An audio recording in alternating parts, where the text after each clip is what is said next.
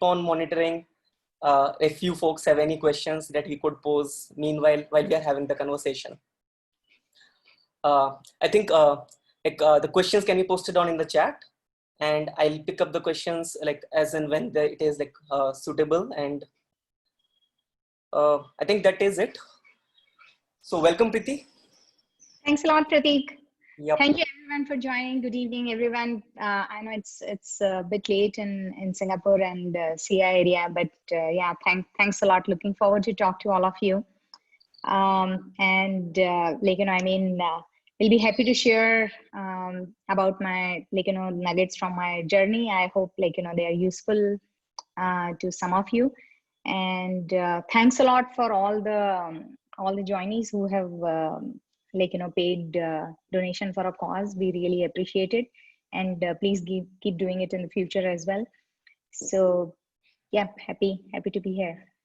Yeah, thanks a lot, Preeti. Thanks a lot. So before we ease into the quick conversations, I think Preeti would be good to probably give a quick introduction of yourself in your own words, with focus on your specific current role and the industry that you are right now involved in. Sure. So currently I'm at Denso. And I'm leading the business side for Denso Essentials. And what Denso Essential focuses on is delivering the top-up groceries, which are required by customer multiple times in a week, and focuses on the quality and the speed of delivery. So Denso is the hyperlocal logistics company based out of India. And let me tell all of you briefly about what is Denso's vision and mission is. Denso is trying to make every city accessible and make it local e-commerce efficient. And it's a partner merchant customer marketplace. So it's a three-sided marketplace. And Denso is basically trying to become the logistical layer for every city it is in. Currently, it is in 8 cities in India, and it's growing pretty well. And trying to solve the problems in the key areas of grocery delivery.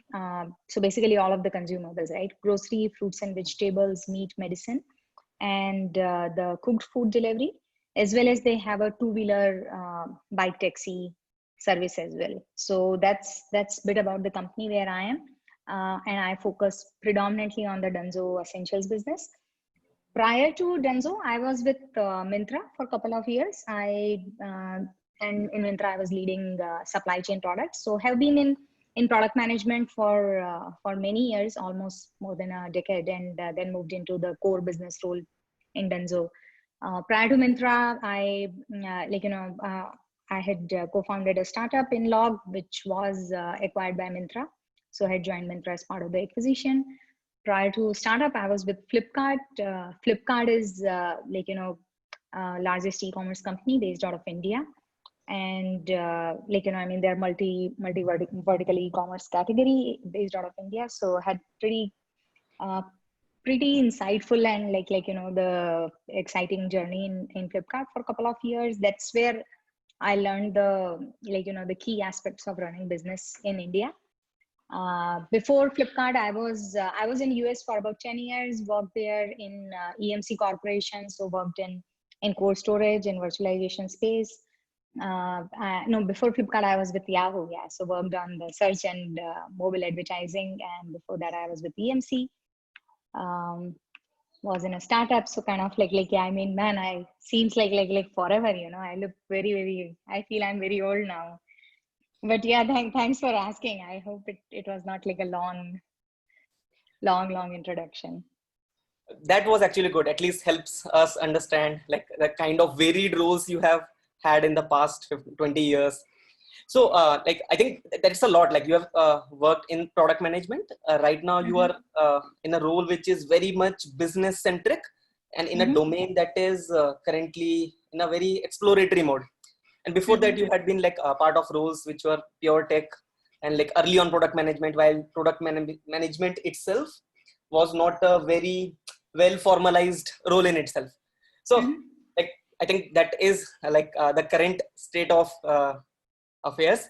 Like, so I'll just want to jump on to, like, I think in the timeline, just to the early days, like the start itself. While Preeti, you had just probably graduated from, I think your school, like college, and like the career still was like about to get started. Like, what was the focus early on in the days? Like, that would have been like quite a couple of decades earlier from today. What Yeah. were the goals you had in your mind at that point of time, and like what Mm-hmm. was the mission that you probably sought to achieve in near term or in long term? Sure. So started my journey in 1997, right? That's when I graduated from Indore University. And I mean, let me give a little bit of background. So the second half of 90s in India started to see entry of the tech companies. So like companies Infosys, Tata Consultancy Services, Wipro, like those were like really small companies, and they were just coming up. And kind of but yeah, in the in North America and in EMEA, you can see the tech wave coming, and people solving really complex problem. Internet was right around the corner. I mean, like it had not penetrated so much so. Like I still remember having dial-up connection in Boston when I moved to Boston in 1998. And kind of industry was at a cusp, when all these companies were looking for software engineers, but India didn't have enough computer graduate at that time. So they changed their hiring strategy, and then they started hiring people from schools who are like very good in math and very good in problem solving, and have passion for learning. So I was one of them. That's what they thought, and I think it turned out really well. So initially, I thought I will go in the core, financial management, or the equity research kind of role. And those kind of jobs, honestly, were not there so much in India at that time. And from campus, I got placed in Tata Consultancy Services. Started my job as software engineer, right? And now kind of the whole rigor starts, right? Because I don't have I didn't have computer science background at that time. Had to work really hard to understand what's going on, what is expected out of me, and I mean, what should I do about the whole thing, right? So but I think the tech world just I mean, it just got on to me too quickly, and I was just in awe, and loved it. I mean, completely loved the journey. That made me I mean, very hungry to learn. I think so. People always say I mean, if you're passionate and if you're loving it, you don't care whether you're working night and day, Saturday, Sunday, or whatever. I think that was my state at that time. When I look back my early days, that's how I look at it. Apart from hanging out with few friends, the rest of the time was either studying, reading, or trying out new things. Um, I think I will be honest. I think on the personal front, yeah, I think one of the goal was financial independence, right? And that time, yeah, I mean, the tech companies were one of the top, top paymasters in the country, which actually, in some sense, it is still true. So that's how, I think the early part of the career was shaped up. So I won't say I was passionate about software engineering from my teen age years, and that's how I got into. No, it was more of I mean, I got into, and then I fell in love with technology. Yep. So there's a quite a bit of, I think, discovery there, and probably Yeah. I would like also say that at that point of time, while the whole internet slash the world economy as a connected thing was at the cusp of just getting started, probably you were in one of the right places at that point of time. And sure. So I think it was interesting to learn that learning had been the first motive early on itself, and financial independence. I think that is something everybody probably either early on or at a stage of life that I am also in right now is striving out to achieve. All right, let's change gears from here. So I think what we now understand is in the early days, you started off with tech with TCS, and then probably moved abroad after some time. Yep. From there you basically have changed multiple roles and even moved across companies. So at what point in let's say your journey as a like employee in a company, do you decide that it's right now a time to move on, or probably take a first hand experience of taking a plunge again in a new industry, not just a Mhm. different company itself? Yeah. So I think when I look at my look at my journey, right? So like when I moved to US in 1998, towards the end of 98, and like I mean in 99 I got into school to do MS in computer science, and I think that kind of I would say journey in the college, and as well as exposure of like the whole tech boom in US at that time kind of made me like really passionate about I mean learning new things, and staying on top of what's happening in the tech world. And that kind of has become like a habit. I mean, it is part of my life now. Now when it comes to changing the job, uh, I always do evaluation, right? Like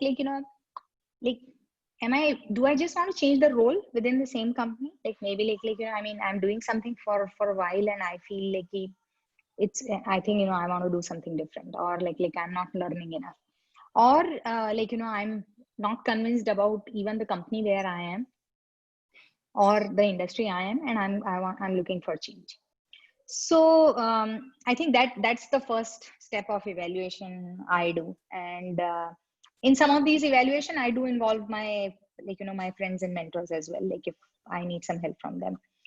And I think as uh, as a personal discipline, what I do is like when I look for a new job, I never look for new job in the same industry.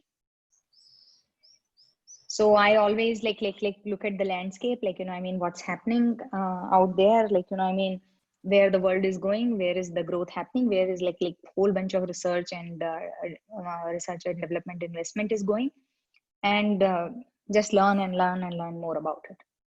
And actually in the past, I think in the early years in US, I have even done like cold calls to companies, like to some of the startups, where I have said I'm so and so, and I want to meet you for half an hour to understand what you guys are doing.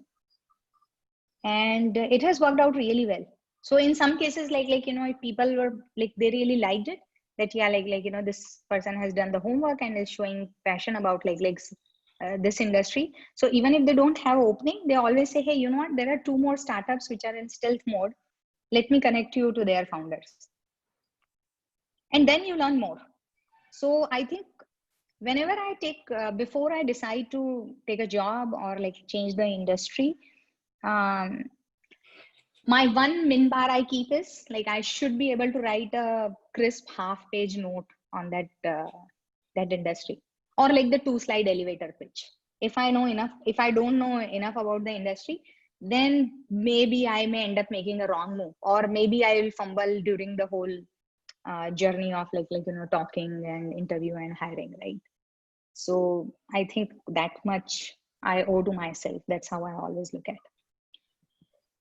All right, that's like sounds like quite a lot of homework into like Yes. deciding like what to do next. uh Yes. And no, just and I think that will be my input to all of you. Like I know in the poll, some people gave the feedback, like they're planning to look out. Guys, please make a spreadsheet, right? And look at the open blue sky and say I mean, so what's happening and what do I want to do? that's great. So like basically like whenever you just like figure out okay, right now is the correct time to move, you have already let's say shortlisted also like what could be the possible options, you figured out ways Mm-hmm. to reach out to the right people in the right manner. Mm-hmm. Like post let's say the move, like once the move has happened, Mm-hmm. like what would be the right way to judge the motivation uh, against which you had made the move, and Mm-hmm. right now like whatever you are observing in your current job, like is it mostly about like learning new things again and unlearning whatever you had probably learned in the last job, your last stint, or is it just the curiosity of probably like working with a sharp set of minds, again a new set of like folks who you would have not worked on earlier with, or totally the interest of like exploring a new industry? I think so. In the current role, I would say there were two goals, right? One was definitely I was looking for like a entrepreneurial kind of stint, like really like a startup kind of model. So like I mean the area which I'm working on, Dunzo Essentials, it's like a startup within a startup. So that was one of the criteria. Second thing was I felt like I am at a stage in my career when probably it is good time to unlearn few things and learn something new. Otherwise, in few years, I may become a dinosaur. So that was, I think, another objective, right? So what I felt was like I have been in the tech and I have been in the product side for quite a few years. Have worked in in the large companies and fairly established companies. I won't call them like very large, but yeah, very well established company where like you are not worried whether you'll get your paycheck or not, or whether you will get your variable payout at the end of the year or not. What I wanted to do was like join a small company where like I can build something from grounds up. Second thing is unlearn some of the things where you feel like yeah, money is in abundance, right? And I mean it's okay to like just do growth hacking by spending growth dollars, right? And that's why I mean when I met Kabir in Danzo, and he said, hey, you know what, want to build this business from grounds up and want to build it with a thought of sustainability from day one. And I was like, man, this is what I want to do. Like really want to learn how to build sustainable business in India in core hyper logistics, hyper local logistics and e-commerce space, because it's a very, very unsolved problem. So I went for unsolved problem. I went to unlearn and learn. And also kind of yeah, I would say it's not just about my current role. Like one thing which is kind of common across my previous roles, I definitely put a lot of value and emphasis on the team I'm going to work with. So I mean what kind of people are there in the company, what kind of talent pool is there, whether I I mean whether every week I'm going to learn something new or not is one of my criteria. Actually, I do my self evaluation or like retrospection, and I always feel like month on month, if I have not found at least 2 or 3 things where I say, man, I was so stupid to think like that 2 months back or a quarter back, then I'm not learning enough. And I think that's how you evaluate a job, and I mean that's how you figure out your role and position in the team. Does that answer your question? I thought like in between I kind of like strayed. I did get that answer. I think that's quite an interesting way in the end to probably think about this whole purpose of when you like wanted to steer like away from a certain industry or a job, and how to probably evaluate in the end. Like, was that the right thing, or are your motivations still getting solved or covered? Yep. All right. Like I think most of the stuff that like we have just spoken about right now has focused inward out. Like what is that I want to do, and like I want to learn. There is a fair bit of play in terms of getting the other side also convinced. Like you mentioned some bit about, I think, a elevator pitch where like convincing a potential employer is also something that needs to be done. So yes. how do you do that? Probably like given that like your earlier experiences would not have been totally in line with the experience that the new firm might be seeking or the new industry might be requiring. Yes, this is a very interesting question. Okay, so I think, see, I always feel that okay, I'll use a term, right? So Naval always says like I mean you should be able to productize yourself, right? And I think that plays out very, very well. And probably early on in my career I kind of did not know this term, but from the now when I think about it, I will always have a proposition that I mean this is like, like, it's me, an individual as a product, and this is what I bring to the table. And this is what which are unknown, but hey, I have like, hunger and desire to learn and like, collaborate and deliver for the organization. And like, I mean, when you're building a product for yourself, you have to be very, very natural and very honest about it. So there, like, I mean, you can't like you can't fake the knowledge and skill. So I think I'll give an example, right? So when I was talking to Flipkart, before that I was with Yahoo. I had never worked for an Indian company, never worked for actually Indian market. Right, all my experience was with the multinational companies, predominantly focusing US and India. I think my only exposure to like, Asia was like, I mean, Hong Kong and Singapore. I mean, SIA kind of area. And in Flipkart, they were like you don't even know Indian market. You don't even know how Indian sellers sell products. Like, what are you gonna do? And I'm like, yeah, I think that's what I want to learn. That's why I want to join Flipkart. And they were like, and what if you can't learn? I mean, what if you think like probably Google is a better fit for you? And I'm like, yeah, but I don't want to join Google. That's why I'm talking to you. And kind of like, and then that was the question. I mean, I remember Binny asked me like, so Preeti, tell me, I mean, if we hire you to lead marketplace for Flipkart, what will you bring? And I had a very crisp answer for that. And like, he did buy into that. And like, yeah, I mean, that was one of the best move. Like, I mean, saw the action happening from in early days, like worked with the brilliant team, and like, I mean, has paved the path very well for me in the last 8 to 10 years. Those were interesting times, actually. I remember a lot from yeah there. yeah I think like, and I think one more thing I will add is like I also use my network quite a bit.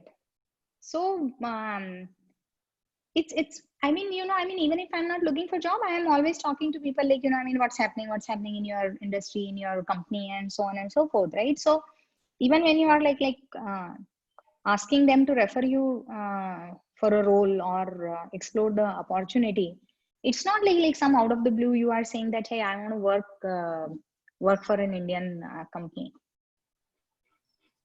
So though I was in like Yahoo and like focusing on US and India, but like I think I did talk to my friends in Flipkart and Common Floor and like all those companies at that time in India, and had like some idea of what's happening.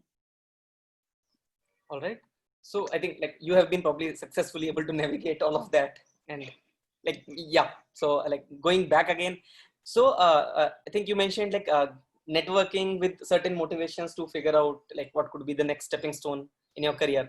But like probably for most of the folks who might be on I think this conversation today, and like the folks that we know, like we have a thing called, at least we have grown up learning about things called passion. You have to find your passion, probably just chase it to the T. Mm-hmm. And like that comes out very clearly also in the way professional thinks about their careers. Like they work in a certain industry for a few years, and then they believe they are very much tied to that industry, and they believe this is where they can like dig deeper into and probably like get higher up in the hierarchy in their career. Now from like whatever like interesting bit that you have told about, probably like trying to keep your radars on and trying to figure like get a right set of folks within your network, and then you basically try to steer re-steer your career. How do you manage to like do all of this organically, like or what should be the right way, or what should be the way to basically re-steer your career in a manner where like even after working certain years in industry, that thought of like that this is what I am, that's like which defines you, you are able to like overcome that thought and probably move ahead. And like who knows, like probably in the new industry you might be even able to do better. In a new role you might be able to figure out something you were good at but were never able to explore on earlier. So Mm-hmm. like how do you overcome, or like how this kind of thought should be overcome?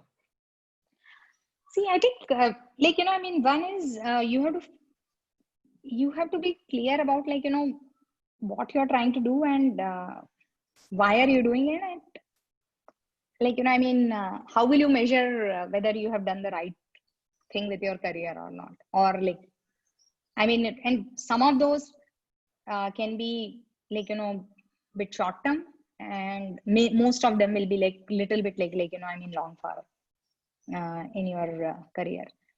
I think, I mean, in chat also, like I see some question like, I mean, how do you steer your career? I think, see, steering career, one, you have to be like, one, you should be able to take calculated risk. So I will share an example. I used to be a developer and was doing pretty decent job at it, and like was on a right path for growth, and like, I mean, was having successful career in as a software developer.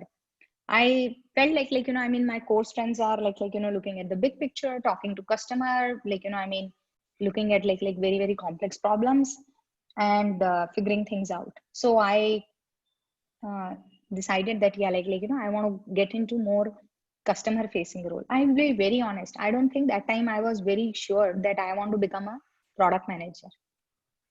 So like, I mean, many times people think that like, I mean, yeah, you need to have clarity of thought, like this is what I want to do. Some people do, I mean, but most of the people don't.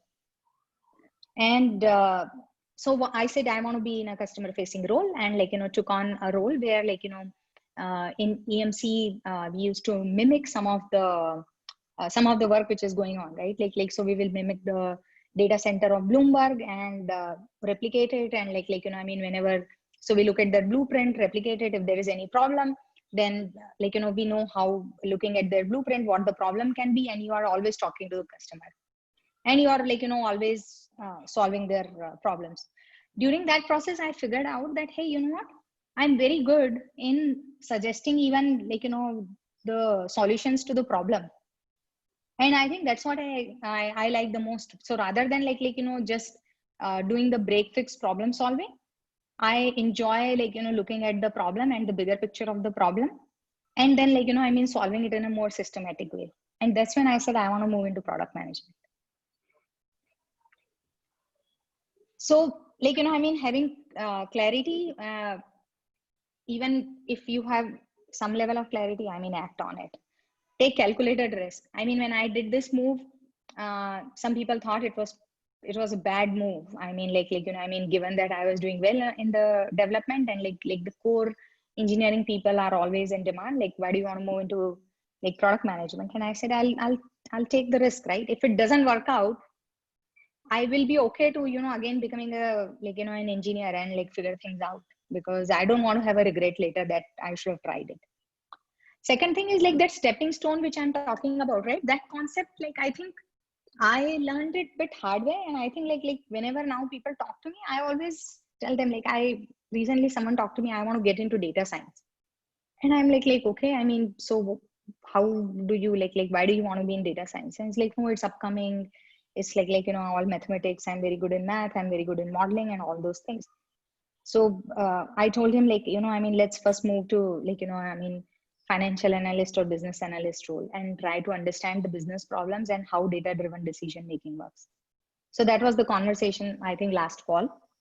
And I think now he's on a path to kind of like, move into data science, because he has figured out like, what the domain is and what is expected out of him in that domain. So it's okay to get into a stepping stone. Actually, it is pretty good, so that you know what you are getting into. And like, see, whenever you want to try to steer your career, like organically or in whatever way, it is always going to be challenging. There is no easy recipe for it. So be prepared for hardships. Be prepared for like, some Friday nights when at 1 a.m. you are working and all your friends are partying, and you are asking yourself, like, I mean, why did I even get into this? But you have to tide that over. So be ready for those hardships also. That will be like my input, like, I mean, when you are trying to like, steer your career in a different direction, and even to try out new things, and there is no harm in trying. I'm a big believer of like, trying out different things. It's good that you mentioned that not all of this is, not all, basically, this does not, it should not sound like a cakewalk. Like there are certain choices Yeah. that you have to make, and then later on you have to path correct depending on what is working out for you. And like over time, I think that's part of growing up, figuring out what you're good at and what you are not good Mm-hmm. at, and accepting that. All Yeah. right, Priti, we have a few questions coming in from the folks here. Mm-hmm. Um I think, shall we take them linearly? So we discussed, I think, touched upon at a point in time about like having a accessible network with diverse folks. Mm-hmm. And like, is there anything tangible that you would want to share that has worked out well for you? This question is shared from Vamshi Krishna. Uh, Mm-hmm. uh, I think, Priti, like, would you want to like probably Sure. take a Thanks. tangible Yeah. example from like networking Yeah. that might help answer this? Yeah. Thanks a lot, Ramsey, for asking the question. It's very relevant, right? And I think when you are I mean, how to build your network with diverse people, like I think the more I mean, more people you interact with and more you open up and you show your desire to learn, then the doors will automatically open. So I mean, you will see like there are multiple models of mentor mentee networking, all those things which are I mean out there, and people kind of put very structured thought and advice on it. One thing which works out very well for me is that actually I did keep in touch with most of my school and college friends, and with my uh, like you know ex co-workers very well, right? And do make an effort to meet them in person or over phone, and talk to them about I mean what's happening in their world, as well as I think once I have decided that I mean this is one area where I want to learn and I want to grow, then you start putting in a lot more effort to learn, and people are very receptive actually. I mean, if anyone ever pings me and says can I get half an hour from you to discuss how to move into product management, I always respond. That's actually a fair input, I think. With respect to tools, like in today's world, there is like I think no dearth of tools available online, but there Yeah. is already an accessible network that you told, like your friends, your earlier friends, school friends. Yeah. I think yeah, like in like post-COVID world, we have come to realize it off lately with experience. Yeah. But yeah, that's a very fair input. Vamshi, does And that I think, answer? Yeah. Mansi, I think one more thing is that sometimes what we feel is we have fear, maybe what if this person doesn't respond? So be it. I mean, it's okay if they don't respond. Actually, many times what happens, people get busy and they don't look at let's say their LinkedIn message. I have been guilty of that. Like sometimes I have replied to people where they will say, "Hey, I'm in US here for Thanksgiving to Christmas break," and I look at that message after New Year's, right? So everyone is guilty of that, but what matters is that if you have made your sincere attempt in networking or connecting with people, so don't miss an opportunity to network and learn. All right. So a couple more questions that we have from Anmol and Nikhil, since both are related to, I think, in some manner, a customer-facing stuff or product management. Let me like verbatim read it out to you. So, how did you have your first shot at moving out from software development to a customer-facing role? Like given that these days companies look for something very much relevant, even for relevant experience in terms of even entry-level roles. And second, like probably like you could attempt like probably like giving examples of what kind of specific skills are needed to get into product management. And I think like just prodding you up like because I know some bit of the stuff that you have like done in your earlier days. Like I think some you can mention something about your customer facing roles that you had actually taken up as temporary stints also. So see how to get into customer facing role. Yeah, actually Anmol, completely agree with you. And I mean that nowadays even I mean when I go for the campus hiring, let's say in IIMs and ISB, yes, we also look at the resume and we say yeah, this guy has good credentials, everything, but has no customer facing experience. So completely relate to the question you are asking. And in the past also people have pinged me, especially people who are in business school, right, with 2 to 3 years of experience as as a developer or working in like, in manufacturing or in operations, and now they want to move into product management, and they are like, man, I worked in manufacturing, I didn't meet my customer, but I'm very good at what I did. And it is not easy, I think, but what you need to do is like, whenever there are opportunities to go out and meet the customer or the prospective customers of the company, then you have to demonstrate that you acted on those opportunity, right? So like let's say you are in a manufacturing company, or let's say you are you are working in operations, right? In supply chain operations, let's take an example of somebody working in supply chain operations, and so they may not be meeting the customer, but they all have access to the the customer support audio recording, right? They all have access to going to the support floor and like just listening to 10 calls, or talking to the agents who answer calls of people like you and me when we call and we say, hey, this didn't work, my computer is not working, what do I do, and things like that. So kind of those, even those like little of spark people notice, and forget about they notice or they don't notice, you will learn so much from those small interactions also, that you will understand that what it means to have like customer facing role, how to interact with customer, like what kind of problems customer tells and how do you interpret it, and build more on top of it. But I think Anmol, hands down, completely in agreement, and even I have been guilty of what you are calling out over here. Second thing is like how I did it in my career, right? As an engineer, I am sure if I would have applied let's say for a product management role in Google, actually I did debate at that time that I wanted to move from East Coast to West Coast, and I did consider applying for product management role in some of the companies in Bay Area early on in my career. And when I talked to my friends who were product manager in Yahoo at that time, and things like that, and they had told me like, Preeti, you'll struggle, you'll struggle even to get through all the rounds of interview. And that's when I said, yeah, okay, let me take a stepping stone role. And that was my stepping stone role was joining the SWAT team and understanding what are the customer problems, and how to go about it. So I don't think I also had a clarity on I want to become a product manager. All I wanted is I want a customer facing role, and then you build bit by bit on it. It ended up being a it ended up being a product manager role.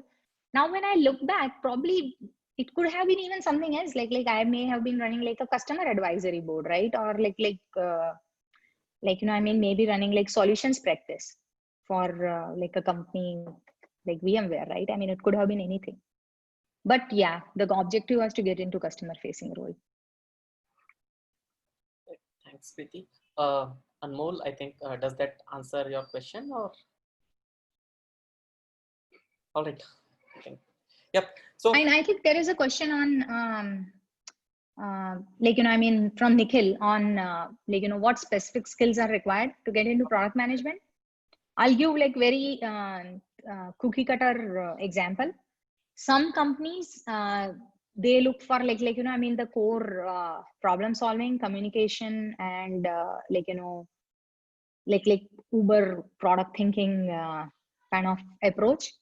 Some companies will also look for areas like what Anmol described, whether you have done some customer facing role in your career before they take you into product management. Lot of tech companies, Nikhil, will look for some tech background, either you have done you have gone to tech school, or let's say even if your undergrad was not in tech, but you have worked in core tech companies and have exposure of working with the development team, as well as let's say the operations team, and with the product managers and stuff like that. But I think the core areas to focus will be problem solving, and just pick some abstract problems. Actually, I was I was coaching someone last year, and I even gave like very simple problems like this, like I mean, Zomato want to open like, or like a food tech startup want to open a new city. Like, how will they go about it? Or now, right now they sell just the breakfast, dinner, meals, but like they want to enter into the afternoon snack space. How will you problem solve this? Just pick some of these small problems and detail it out. It will give you a lot of learning. Ping me if you need any help, Nikhil. That actually helps to build some perspective, like about outside of what you do day to day. Yep. Yeah. And the stuff about customer, actually, like, since practically every business is just about serving the customer's need in a very empathetical manner. In the end, like be it product management or anything else, like having that kind of understanding or inclination does help. So I think before taking next set of questions, Preeti, I would just want to like cover up one important bit also. So like while going through these set of stepping stones, let's say, in the end, like how does the transition to leadership happen? Like, is it something that you decide at certain point of time that now I want to move on to a role which is a leadership related role, or does it in some cases organically happen within the firm that you're working on in, and then later on you set to realize ki, hey, yeah, this is something that I'm even better at, and probably like help like make other folks achieve what they want, and like make them like help them get successful in their own careers. So how does this whole transition for you happen to leadership? I think, transition for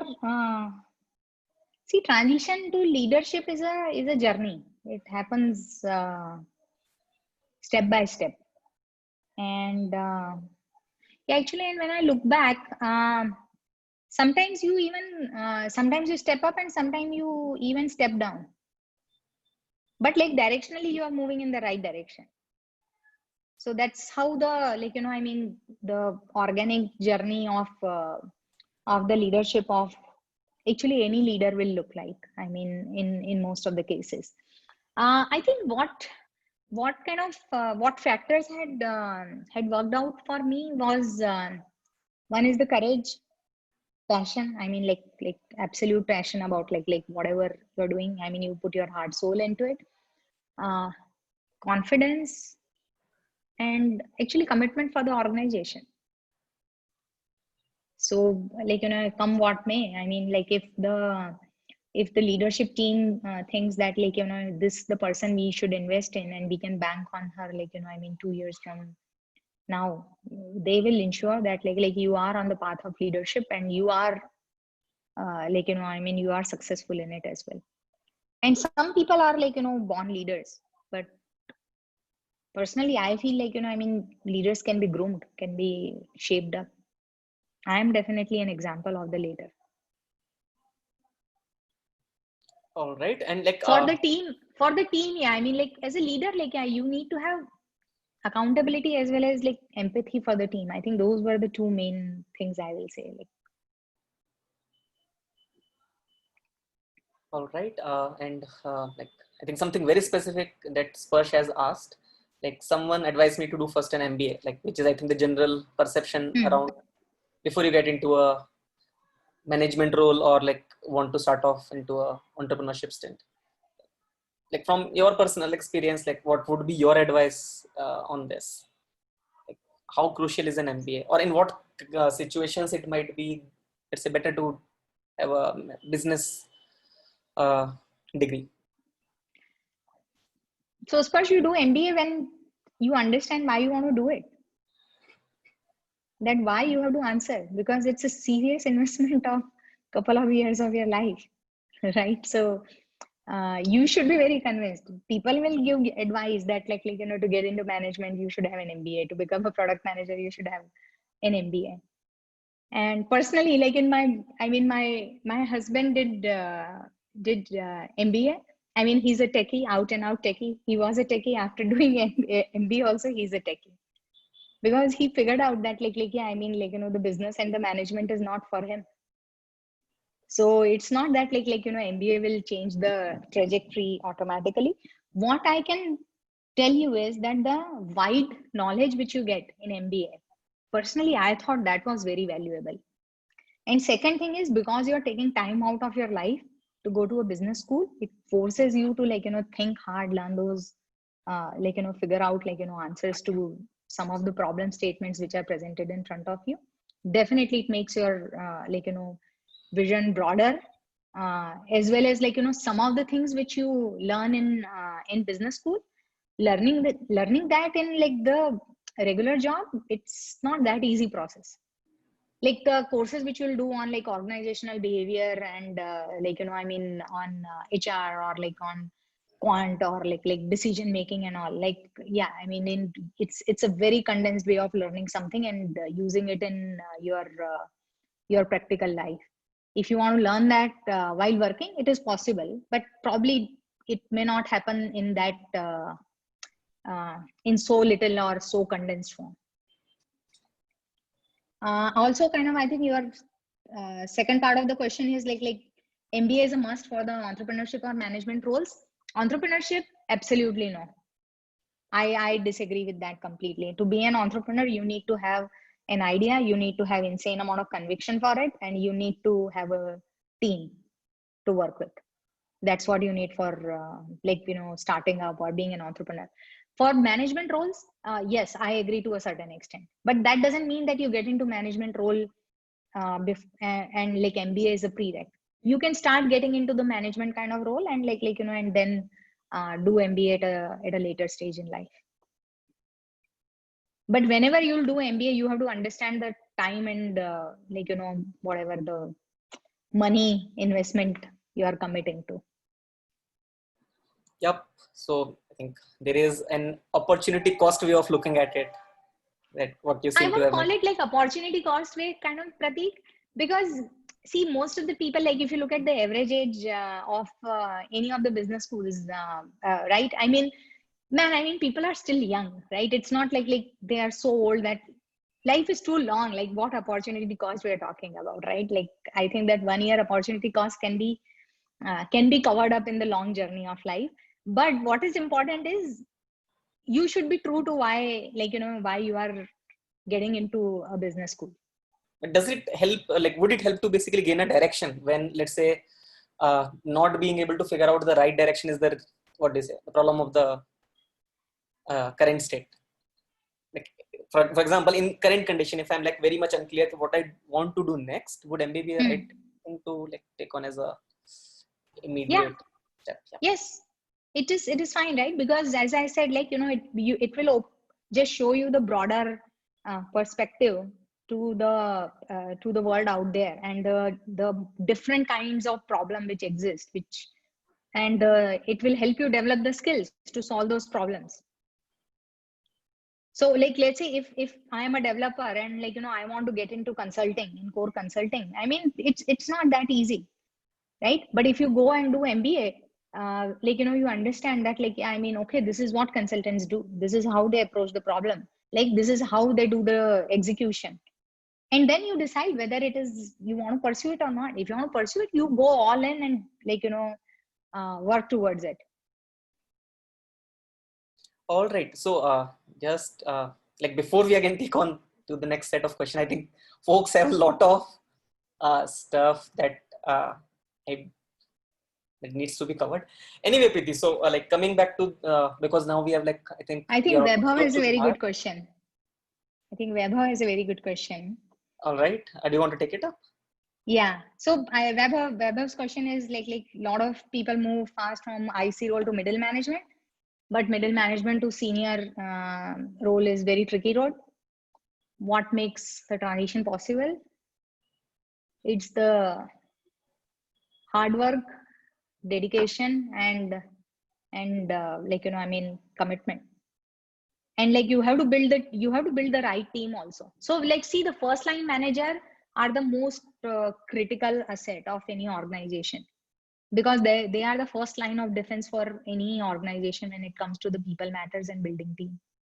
So as a first line manager and as a middle manager, my advice always is build the best team to solve the problems, and be nice to people in your team.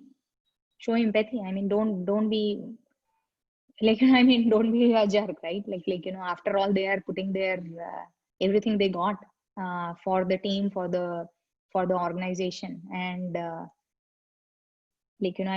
that's the only way to move upwards. Otherwise, the middle management to like the senior management path is very rough. People do get burnt out. I have seen personally my friends getting burnt out. I have seen my friends making mistakes which costed them quite a bit, and kind of set them back by quite a few years. And even after that, they had to fix the either their softer aspects or the behavioral aspects, or improve their the problem solving skills, or their ability to think bigger, broader, uh, stakeholder management, all those things become very very critical as you go up. And second thing is, see, as an individual, when people are moving up, one thing they have to spend a lot of time on is doing some introspection and doing your self evaluation, and be ready to be critiqued and judged for many things you do. And sometimes people don't handle that very well, and it becomes a huge problem. And sometimes people rush it. That is another thing I have seen, that they think there is a timer, that I'm on this ladder, like X months I should be 1 foot on the next ladder, and then like 1 foot on the next step, both the feet on the next step, and then next. No, it doesn't work like that. So if you have any of those notion that there is a timer, and there is a straightforward path which always goes up, doesn't come down, none of that is practical. Does that answer your question, Vaibhav? Yep. Lots of it. Yep. So Preeti, now I think the critical question that I had for the evening, so all through this while, it's been a very long journey, but there are certain times when you take pause and get a stock on what you have been through, and probably try to reevaluate your journey again. Have there been any specific regrets that you have with the way your career shaped up, or things that you could have done better at certain point in your time? Yes, actually, I do have regrets. Actually, I think all of us do have regrets, either in the professional or in the personal life, right? After all, we are all normal people, right? I think the one regret I have is from my startup journey. I think I should have shown a lot more perseverance, and should have taken some bold decisions to to pivot the problem, or look at the solution from a different angle. And not showing perseverance at that time, I have major regrets about it. Other regret, which is a terrible regret, I mean, I must admit, I kick myself even now. It was few years ago. So I worked in a company, and I stayed on almost for a year after I had figured out that I don't want to continue working here. And that whole year I missed on opportunity to learn new things, demonstrate my abilities in the new company.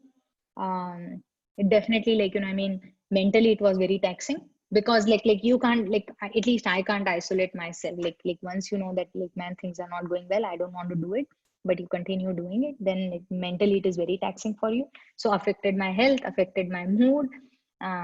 Surely some part of it went to my family as well. Have major regrets about it. Never doing it again ever in my life. That's my learning. So once you have decided that this is not for you, you should not wait. You should move on. Letting go does work in more than one set of situations.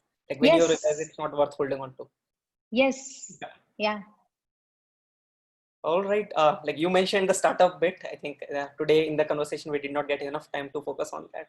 But yeah, like at certain, like I think recently, like after Flipkart, you had done InLock, and at that point of time, like at that point in your career, it would have been a very massive leap to take, both in terms of like a set of responsibilities outside the professional life, also.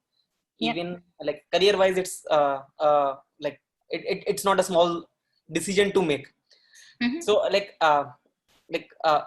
I'm totally sure like at like whenever or like at that point of time when you would have wanted to take that leap to do like jump into entrepreneurship, and like you might not have received support from all of the quarters, like be it friends or families, like, or probably you might have, but like in such a situation, like how do you like keep the focus on and like still linger on, like continue doing what you eventually wanted to do? So actually, yeah, it was a very difficult decision. It was a very tough decision. Um, to the like I remember having conversation with a friend who even put, like, you know, I mean, my comp, the ESOPs I had with Flipkart, blah blah blah, all those things, and plotted it out, like if I stay on, then this is what I will be worth, and if I do startup, then this is the probability of failure, and this is what I will lose out. I think all those things gives you a lot of visibility. Um, but personally, and like, I mean, even from the family side, like my mom could never understand. Even actually till date, she doesn't understand that why would someone want to quit their job and do a startup when, like, you know, you kind of sacrifice on everything, on your family time, on your personal time, on your health, everything, right? Because you have to give everything you got for the startup. So I don't think she ever understood it. And personally, I feel is like whenever whenever people tell me like, man, this is going to be difficult, why do you want to do it, don't do it, I always, I listen to it. I try not to take any offense in it, or feel that like, you know, they are critiquing it. The way I look at it is like, you know, when people say no, or when people say like it is not possible, then they are sharing their limitations, right? Like I mean, in this case, like, you know, I mean, like for my mom, she cannot understand like, you know, I mean, why will someone, like, you know, leave everything which is going very well, and like, you know, at a point when your kids also are your responsibility, home is also your responsibility, and say, I want to do startup, because she can never imagine doing that, right? So she will always come from that perspective. My friend will always come with the perspective that like, you know, I mean, the financial stability is very important, right? So why do you want to like rock that boat to the extent that, like, you know, it may become like a zero, right? And like, you know, I mean, and I always look at those things and I am like, yeah, you know what, they are sharing their limitations, but I have conviction to do it, I'm going to do it. Even on the, even when I have done job changes, it's not just like startup was a very big decision, like I had to like convince my husband, and like, you know, I mean, my kids, and like, you know, I mean, make them understand why I want to do it. But even when I do the industry change, like, you know, I mean, people will be surprised. I mean, they'll be like, oh yeah, like from EMC you should go to NetApp, what will you do in Yahoo? From Yahoo, why you're not joining Google? Like, Google is so good. And like, you know, I mean, what will you do in Flipkart? It's so difficult, like, you know, I mean, Indian startups make you work very hard. All those things I hear from my friends, right? Like you are so groomed up in, like, you know, all these multinational companies. I mean, if you join Flipkart, like you'll be working 20 hours a day. And I'm like, yeah, but I don't mind doing that, like, you know, I mean, so that's how you have to look at it. And that answers it. I think before probably closing this, there are a couple more questions that folks have posted. I think there is a straight question about from Puneet. That one is about how is your daily schedule like, and how much time do you spend between learning and core work? I think Puneet, every day I make it a point to read or do something outside of my work and day-to-day personal life. On the days when I'm not able to do it, I think I feel a little bit unhappy about it. On some days, like some areas where like I have like lot to learn, be it for work or be it for like my personal development, I allocate more time over the weekends. In the past, I would say like from when the family situation was a bit different, the scheduling of time and all used to be bit easier. I think now with my kids being older, it's difficult, but I always take time out. And that's if you don't have discipline, you will always have a reason of not spending time on learning. So show the discipline. That's the only way to get this done. Right. Hope Puneet that answers your question. Yeah. Thanks, Puneet. So another one from Vimal. Piti, would you want to talk about one key shift that you had to make in your thought process when you moved from product leadership to business leadership, basically the product to business transition? Shall I give the lighter version, Vimal, first? Man, it's so difficult when you're on the other side and when product manager says, yeah, like, in this quarter, it is not possible. You will have to wait for the feature for another quarter. And then you say, what? I mean, like, no, like business needs it like yesterday. I have a business goal of growing it 2x. Like conditioning myself to handle that situation as an individual is difficult. I don't think I have conditioned myself fully even yet. So even now, like sometimes when I talk to engineers in the team, like, I mean, in some cases I even say that, yeah, but like this API integration is fairly straightforward, right? Like we just have to do da da da. And then they look at me and I'm like apologies, like, yeah, I'll step back. Tell me when it will be done. So that's a big change. And I think it's just like the table is reversed. So have to learn that. Hopefully we'll get there soon. The other one on the business side is that, like, I mean, business, once you have to own a P&L, then the problem statement becomes lot more fine grained.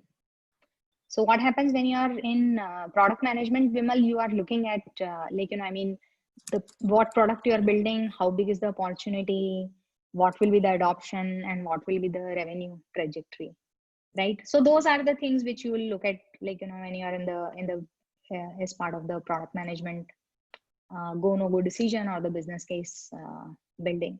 But when you are running a P&L for that particular business, you look at every single element which contributes to top line. You look at every single element which contributes to expense also to arrive at the net bottom line.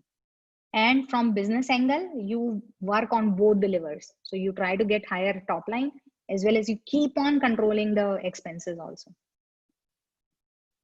There are certain business in the different stages of life where, like, you can, where the top line is so, like, the opportunity is so big that like even if you ignore the cost for some time and you are fine. Or I mean, from investment perspective, you have pumped in money and you are willing to, like, have a, like, net negative P&L. But even if you're running a negative P&L or you're running a profitable P&L, from business angle, you are gonna, like, work at the each level at much more fine grain. Vimal had to learn a lot about, like, some of the taxation rules, what expense can be capitalized, what can't be, EBITDA, all those things when I switched from product management to the business role.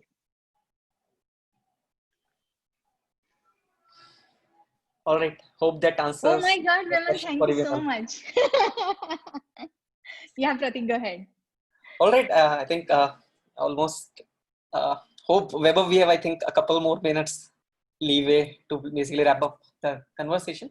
So I think, Priti, like, the conversation has been a lot meaningful, like, other than being just helpful itself.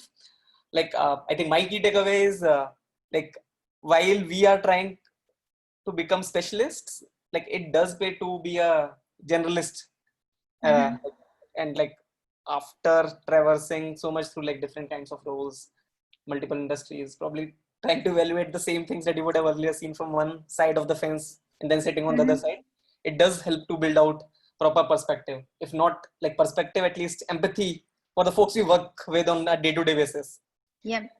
Yep. So any like special, what do you say, concluding advice that you would want to give the folks, like specifically focusing on like the career approach to career?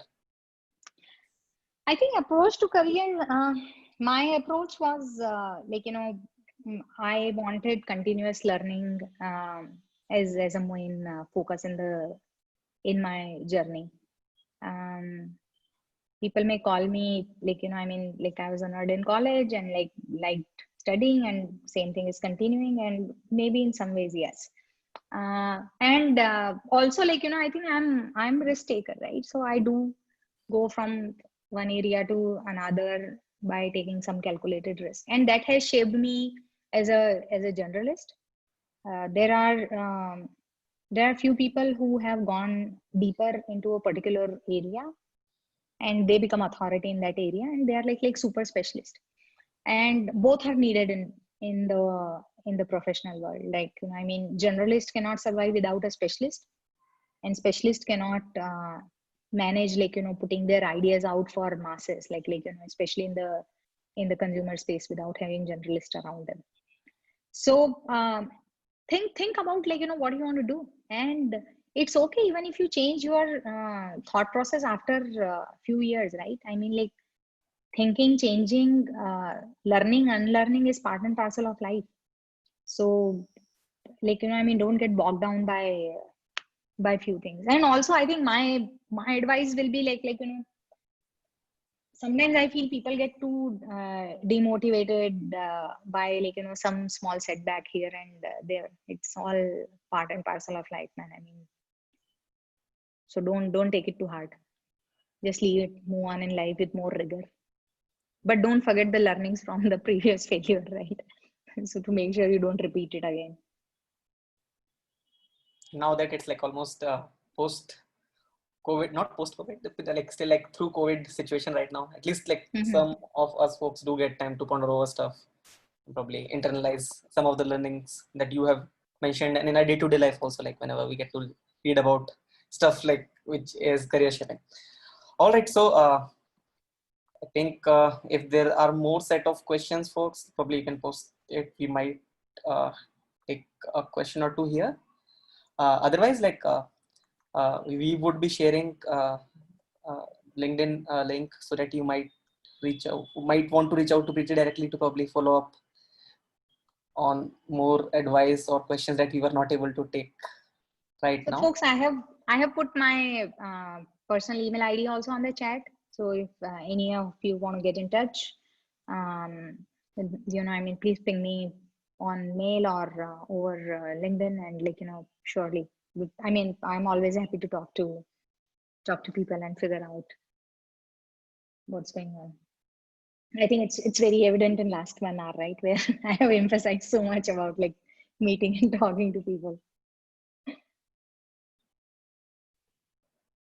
Okay, thank you, Preeti, Pratik, for sharing such an amazing sessions. So thank you everyone for joining us today. And before we end this meeting, can I just ask everyone to open your cameras and we can take a group screenshot of everyone who has joined us tonight? Can I get everyone to turn on your cameras?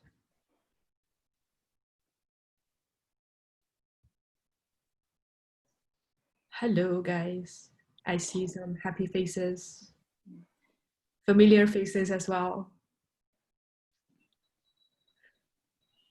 Can I get more? Can I get more? Okay. All the folks who are still awake.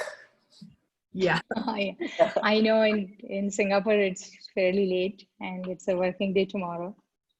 Good to see certain folks. Yeah. Okay, 3, 2, 1. Smile, guys.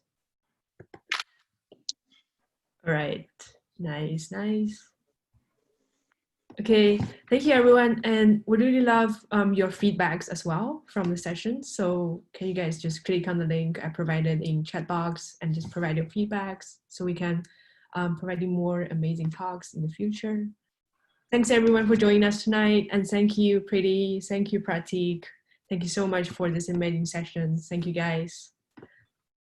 Thanks a lot, everyone, for joining Thank you in. so much for Figuring out. having us, Carol, giving us an opportunity.